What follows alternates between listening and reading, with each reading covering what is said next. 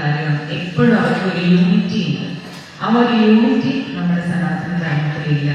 ഒരാള് നല്ല കാര്യം ചെയ്യുന്നത് കണ്ടു കഴിഞ്ഞാൽ അത് നന്മയാണെന്ന് തിരിച്ചറിഞ്ഞ് അതിനെ പ്രോത്സാഹിപ്പിച്ച് കൂടെ നിൽക്കാൻ പഠിക്കണം. അതാണ് നമ്മൾ ഹനുമചരിതത്തിലൂടെ പഠിച്ചത്, അല്ലെ? സുഗ്രീവൻ ആ ഒരു അവസ്ഥയിൽ വന്നപ്പം ഒരു നിമിഷ നേരത്തെ ഒരു ബന്ധത്തിൽ നിന്നാണ് സുഗ്രീവനും ആഞ്ജനേയ സ്വാമിയും തമ്മിൽ വലിയൊരു ആത്മബന്ധം മുതലെടുക്കുന്നത്. ആ ആത്മബന്ധം വലിയൊരു കാര്യത്തിന്റെ തുടക്കമായിരുന്നു എന്നുള്ളത് പിന്നീട് ബോധ്യമാവുകയും ചെയ്തു, അല്ലെ? അപ്പൊ ഒരിക്കലും വലിപ്പ ചെറുപ്പം നോക്കരുത്. അവനേക്കാൾ വലുതാണ് ഞാൻ, എന്നേക്കാൾ താഴെയാണ്, അങ്ങനെ ഒരു ചിന്ത വേണ്ട. നമ്മളെല്ലാവരും ജീവാത്മാക്കളാണെന്ന് നമ്മൾ ഒന്നാമത്തെ ക്ലാസ്സിൽ പഠിച്ചു. അപ്പൊ ശരീരത്തിനാണ് നമ്മൾ പ്രായം നിശ്ചയിക്കുന്നത്, ആത്മാവിന്റെ പ്രായം നമുക്ക് നിശ്ചയിക്കാൻ കഴിയില്ല. അപ്പൊ പരസ്പരം ബഹുമാനിച്ചും സ്നേഹിച്ചും ചേർത്ത് പിടിച്ചും അത് എവിടെയാണ് ആലോചിച്ചു. എന്തോ വലിയ പുണ്യമുള്ളത് കൊണ്ടാണ് കർക്കിടക മാസത്തിൽ നമുക്ക് ഹനുമചരിതം പറയാനും കേൾക്കാനും സാധിച്ചത്, അല്ലെ? എത്രയോ ജന്മത്തിന്റെ പുണ്യമാണ്, നമുക്ക് അറിഞ്ഞൂടാ. ഇത് പറഞ്ഞാൽ എത്രത്തോളം നിങ്ങളുടെ ഹൃദയത്തിലേക്ക് വരും എന്നുള്ളത് പോലും എനിക്ക് അറിയില്ല. കേൾക്കണമെങ്കിൽ പോലും കോടി ജന്മ പുണ്യമാണ് പറയുന്നത്. അപ്പൊ ഈ ജന്മത്തിൽ ഹനുമചരിതം നമ്മൾ കേട്ടു, അത് മഹാദേവ ക്ഷേത്രത്തിൽ ഇരുന്നു കൊണ്ട് വളരെയധികം നമ്മൾ അതിൽ ലയിച്ചു ചേർന്നു, ഒത്തിരി ലയിച്ചു ചേർന്നില്ല. ഒരുപാട് തവണ ഇപ്പൊ എന്നേക്കാൾ ഒരുപാട് വയസ്സ് നിങ്ങൾക്കുണ്ട്. അത് എന്താ പറയാ, പ്രായമല്ല ഞാൻ പറയുന്നത്, അനുഭവ സമ്പത്തുണ്ട്. ഒരുപാട് എന്നേക്കാൾ കേട്ടിട്ടുണ്ട്, നാമം ചൊല്ലിയിട്ടുണ്ട്, എല്ലാം. രാമായണമൊക്കെ ഒരുപാട് കേട്ടിട്ടുണ്ട്, നമ്മൾ കുഞ്ഞിലേ കേട്ടിട്ടുണ്ട്. പക്ഷെ ഇത്രയധികം രാമായണത്തിലേക്ക് സീതാദേവിയുടെ ദുഃഖം നമ്മുടെ ഹൃദയത്തിലേക്ക് വന്നിട്ടില്ല, അല്ലെ?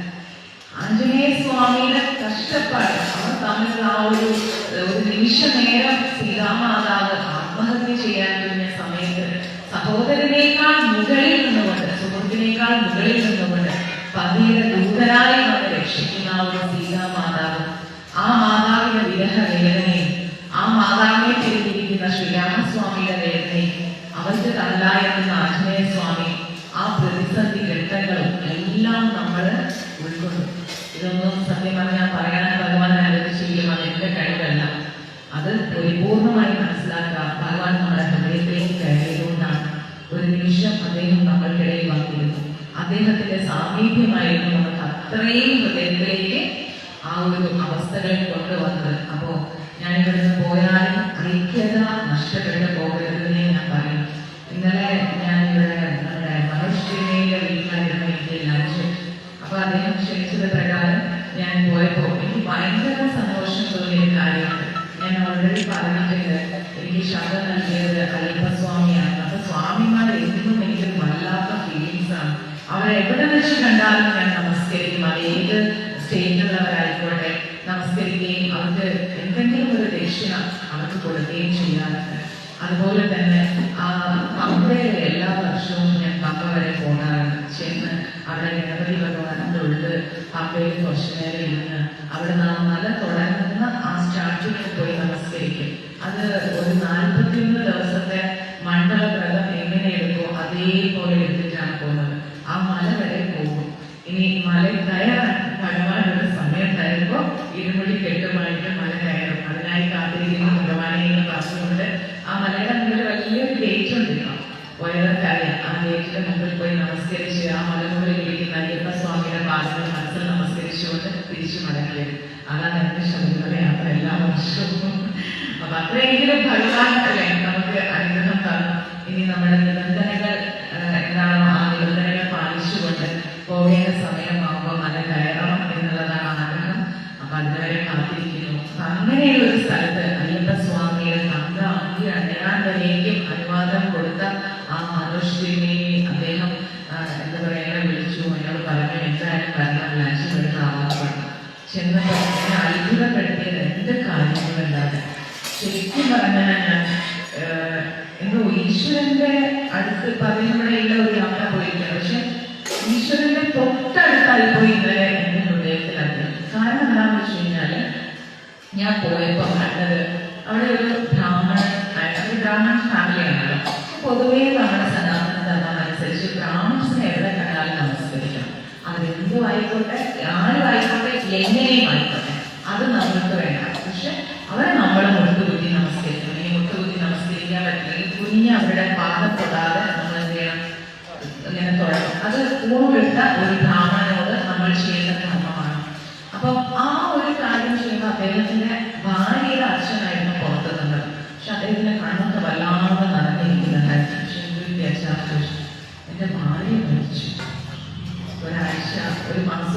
മക്കളും. അതീവ ദുഃഖിതനാണ്. ആ ദുഃഖത്തിൽ നിന്ന് ആ പാവം പുറത്തു വരുന്നില്ല. ഞാൻ അച്ഛൻ വിഷമിക്കാതെ ഒരു ബ്രാഹ്മണന് വേദം അല്ലെങ്കിൽ ധർമ്മം പറയാൻ നമ്മൾ ആഗ്രഹിക്കില്ല. എങ്കിലും ഞാൻ പറയുന്നു, അച്ഛൻ വിഷമിക്കരുത്. നമ്മുടെ കർമ്മം കഴിഞ്ഞാൽ നമ്മൾ ഈശ്വരന്റെ പാദത്തിൽ പോകണം. അത് ഞാനും പോകണം, അച്ഛനും പോകണം, എല്ലാവരും പോകണം. ശരിയായ രക്ഷിതാവ് ഭഗവാനാണ് നമ്മുടെ വിശ്വാസം. അച്ഛൻ എത്രയോ ഉയർന്ന ഒരു വേദ പണ്ഡിതനാണ്. അച്ഛൻ ആ ഒരു ഭൗതികതയിൽ നിന്ന് പുറത്തു വരും. അച്ഛൻ വിഷമിക്കലേ അദ്ദേഹം പറഞ്ഞറിയും, കാലം ഇത്രയും രാവിലെ എനിക്കൊരു കാപ്പി തന്നെ എൻ്റെ ഭാഗ്യം. എനിക്ക് ആ കാപ്പി ഇല്ലാതെ ഒരു ദിവസം പോലും തുടങ്ങാൻ സാധിക്കുന്നില്ല.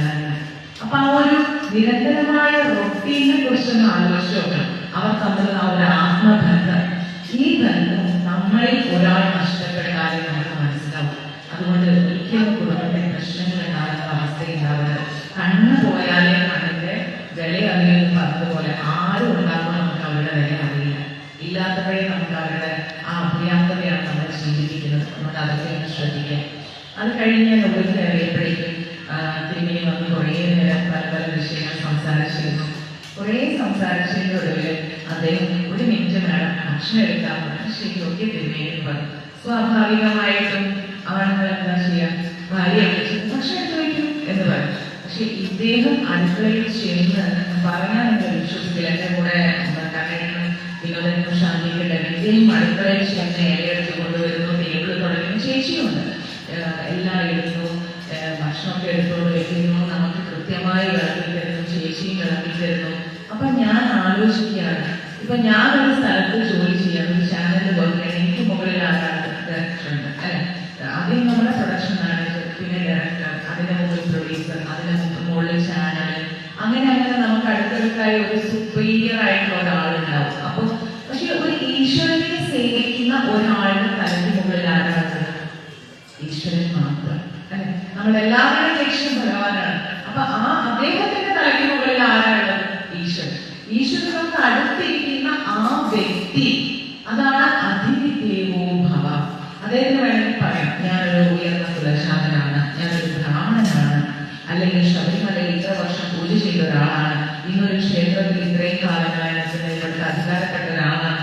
അതിന്റെ യാതൊരു ഭാവഭേദവും ഇല്ലാതെ അദ്ദേഹവും ഭാര്യ സന്തോഷത്തോടെ കിടക്കുന്നത്. അങ്ങനെ കുറച്ചും കൂടെ ആവാം, കുറച്ചും കൂടെ ആവാം, ഞങ്ങൾ തമ്മിൽ ഒരു അജണ്ടയും ഇല്ല.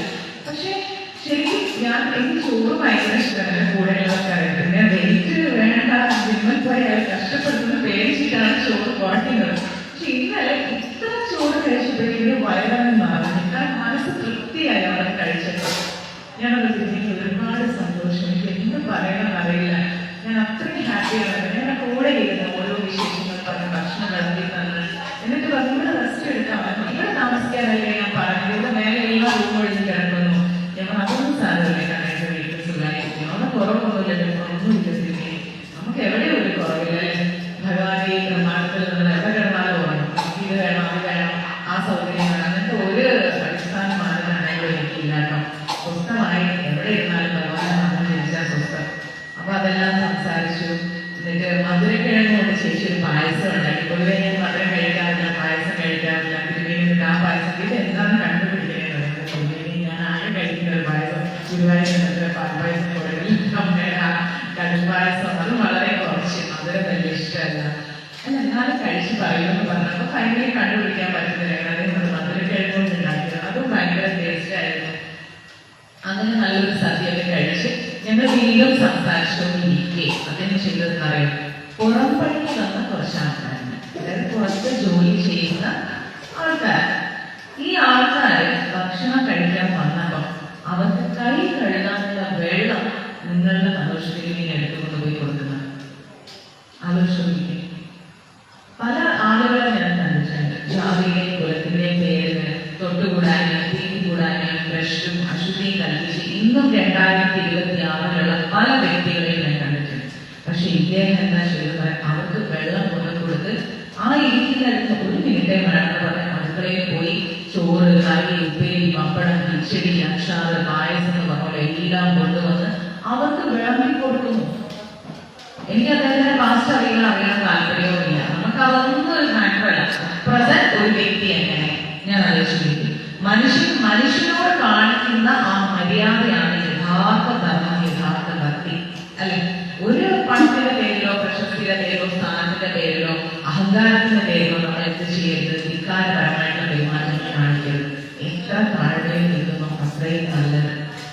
ഇപ്പോ എന്നെ സംബന്ധിച്ചിടത്തോളം എനിക്കിവിടെ എല്ലാവരും അമ്മമാരാണ്. ഞാൻ പ്രഭാഷണം പറയാൻ വന്നത് എനിക്ക് നിങ്ങളെക്കാൾ അറിവുണ്ട് എന്ന ഭാവം ഞാൻ എപ്പം മനസ്സിൽ കൊണ്ട് നടക്കുന്നു ആ നിമിഷം ഭഗവാൻ എന്നെ താഴേക്കും. പക്ഷെ ഇവിടെയുള്ള എല്ലാ അമ്മമാരുടെ അനുഗ്രഹം എനിക്ക് വേണം. എനിക്ക് എന്നും കഞ്ഞി വളർത്തി തരുന്ന എന്റെ കഞ്ഞിയമ്മ, ഞാൻ കഴിക്കുന്ന പ്ലേറ്റ് ഞാൻ എടുക്കാൻ അമ്മയെ പറഞ്ഞാൽ പോലും സമ്മതിക്കാതെ ആ സ്നേഹത്തോട് ആ പ്ലേറ്റ് എടുത്തുകൊണ്ടാണ് കഞ്ഞിയമ്മ. അതുപോലെ എന്നും നമ്മള് കഴിഞ്ഞ 6 ദിവസമായിട്ട് നമ്മളെല്ലാവരും കാണുന്നു, സംസാരിക്കുന്നു. ഞാൻ 7:00 വരാതെ വന്നാലും 8 മണിക്ക് എത്തും. 8 മണിക്ക് വരാം, 8:30. എന്നാലും ഒരു പരാതിയില്ലാതെ അമ്മമാരെ നോക്കിയിരിക്കും. അങ്ങനെയുള്ള അമ്മമാരുടെയും അച്ഛന്മാരുടെയും അനുഗ്രഹത്തെക്കാൾ വലിയ എന്താണ്? അവരുടെ പാദങ്ങളിൽ നമസ്കരിച്ചിട്ട് പോയാൽ ഭഗവാൻ ഞാൻ പോകുന്ന വഴികളിൽ എനിക്ക് വിശാലമാക്കി തരുമെന്നാണ് ഞാൻ വിശ്വസിക്കുന്നത്. എനിക്ക് നിങ്ങളുടെ ഓൾമോസ്റ്റ് ആരുടെയും പേര് എനിക്ക് അറിയില്ല, ഞാൻ ചോദിച്ചിട്ടില്ല. പക്ഷെ ആ നാമത്തേക്കാൾ വലിയൊരു നാമം എന്റെ മനസ്സിലുണ്ട്, അമ്മ. അല്ല, അമ്മമ്മയുണ്ട്, അമ്മയുണ്ട്, ചേച്ചിയുണ്ട്, കന്യമ്മയുണ്ട്, ജാനമ്മയുണ്ട്. അപ്പൊ അത്രയും ഒരു ഇതുണ്ടാകുമ്പോ പിന്നെ എനിക്ക് ആരുടെയും പേരറിയണം. കാരണം അത് ശരീരത്തിന് വെച്ച പേരാണ്. ഇവിടെ എന്റെ പേരാണ്. അതിലുപരി അമ്മ എന്ന നാമത്തിൽ നമ്മൾ വിളിക്കുമ്പോൾ അതിനൊരു അടിസ്ഥാനമുണ്ട്. സോ അതുകൊണ്ട് തന്നെ അത്രയും വലിയൊരു കാര്യം മനുഷ്യയുടെ ഭാഗത്ത് ഞാൻ കണ്ടപ്പോൾ ശരിക്കും എന്റെ മനസ്സ് നിറഞ്ഞു. അദ്ദേഹത്തിന് വേണ്ടി പറയാം, ഗസ്റ്റ് ഉണ്ട്, വൈകിട്ട് കൊണ്ട് എടുത്തിരിക്കാം, ജോലിക്കാരൻ അവരെ കൊണ്ട് ചെയ്യിപ്പിക്കാം. ഇതെല്ലാം മറന്ന് അദ്ദേഹം താഴേക്ക് ഇറങ്ങി വന്ന് അത്രയും കാര്യം ചെയ്തപ്പോൾ ഇതിൽ പറയാതിരിക്കാൻ വയ്യ. എന്തായിക്കോട്ടെ ആ ചെയ്ത പ്രവൃത്തി അതിന് ഞാൻ 100 മാർക്ക് കൊടുക്കാം. പല ആളുകളെയും ചില താമസിക്കുന്ന വീടുകളിൽ ഇപ്പോഴും കഴിക്കാറില്ല. എനിക്കറിയാം, ചെയ്യാറില്ല. അതൊക്കെ എന്തൊരു മര്യാദക്കെടാന്നറിയാം. ഒരിക്കലും നമ്മൾ അങ്ങനെ ഒരു വിവേചനം കാണരുത്, ചെയ്യാൻ പാടില്ല. മനുഷ്യനെ മനുഷ്യനായി കാണും. അതാണ് ഭഗവാനെ സാക്ഷാൽ ഗുരുവായൂരെ കുചേലനെ ചേർത്ത് വെച്ച് നോക്കും അല്ലെ. ശ്രീരാമസ്വാമി ഒരു വാനരനാണ് അദ്ദേഹത്തിന്റെ ഏറ്റവും അടുത്ത സുഹൃത്ത്. ആലോചിക്കുക, ഇങ്ങനെയൊക്കെയുള്ള ധർമ്മം കഴിക്കുന്ന നമ്മൾ എന്ത് ചെയ്യണം? നല്ലൊരു ഐക്യത കൊണ്ടുവരണം ജീവിതത്തിൽ. ഇവിടെ നല്ല മാതൃസമിതി കൂട്ടായ്മയുണ്ട് അല്ലെ. അപ്പൊ ആ കൂട്ടായ്മയില് എന്നും ജപിക്കണം, വായിക്കണം. ഞാനോ വലുത് നീയോ വലുതുള്ള ചിന്തയൊന്നും പാടില്ല. അമ്മമാരാണ് ഓരോ ക്ഷേത്രത്തിന്റെയും ശക്തി. നമ്മളെ കൂടെ എന്ത് സേവനം ചെയ്യാൻ സാധിക്കുക അത് ചെയ്യാം. വലുപ്പ ചെറുപ്പങ്ങൾ നോക്കരുത്, സ്നേഹത്തോടെ ഐക്യതയോടെ ഇരിക്കണം. അങ്ങനെ ഒരു ഐക്യം നിലനിർത്തുന്നിടത്തേക്ക് ഇനിയും എനിക്ക് വരാൻ സാധിക്കും. വരാൻ ഞാനും കാത്തിരിക്കും, ഞാൻ വരുന്നത് നിങ്ങളും കാത്തിരിക്കും അല്ലെ. ഇനിയും എനിക്ക് എന്റെ സ്വന്തം വീട്ടിൽ കയറി ചെല്ലുന്നത് പോലെ അമ്മയെ വിളിച്ചുകൊണ്ട് കയറി വരാൻ നിങ്ങൾ എല്ലാവരും ആയുസ്സോടും ആരോഗ്യത്തോടും കൂടി ഉണ്ടാവണം, സമൃദ്ധിയോടുകൂടി ഉണ്ടാവണം, സന്തോഷത്തോടെ ഉണ്ടാവണം. ഓർക്കണം, ഞാൻ വരും, എനിക്ക് ലീവ് കിട്ടാൻ നിങ്ങൾ പ്രാർത്ഥിക്കാം. ഓഗസ്റ്റ് 15 സപ്പോസ് വരാൻ പറ്റുന്നത് കണ്ടിട്ട് വരും. കുറച്ച് അരിയും പച്ചക്കറിയൊക്കെ എനിക്ക് എന്റെ അമ്മമാർക്ക് കൊടുക്കാൻ ഉള്ളതാണത്. ചിലപ്പോൾ നിങ്ങൾക്ക് അതെല്ലാം ഉണ്ടാവാതിരിക്കും. പക്ഷെ അതിനൊരു തത്വമുണ്ട്. എന്താണെന്നറിയാം, ഒരു വീട്ടിലേക്ക് അരി പച്ചക്കറികൾക്ക് അന്നലക്ഷ്യം, അന്നപൂർണേശ്വരിയാണ്. അന്നപൂർണേശ്വരി വന്ന് കയറുമ്പോൾ അത് സ്ഥാനമായി നമ്മുടെ ഗ്രൂപ്പിൽ നിന്ന് കരുതുന്നതാണ്. ആ ദാനം നൽകുന്നവരെയും ഭഗവാനെയും അന്നദാനം മഹാദാനമാണ്. ആ ദാനം നൽകുന്നവരെയും ഭഗവാൻ ഉയർത്തും, കൊടുക്കുന്നവരെയും ഉയർത്തും, സ്വീകരിക്കുന്നവരെയും ഭഗവാൻ ഉയർത്തുന്നവരാണ്. അപ്പോ നമുക്ക് യാതൊരുവിധ വിവേചനങ്ങളും വേണ്ട. നമുക്ക് സന്തോഷമായി മുന്നോട്ട് പോകാം. ഒരേ മനസ്സോടെ ജീവിതത്തിന്റെ ലാസ്റ്റ് ഘട്ടത്തിലേക്കാണ് പോകുന്നത്. കാര്യങ്ങളെല്ലാം റെഡിയായി പോകും.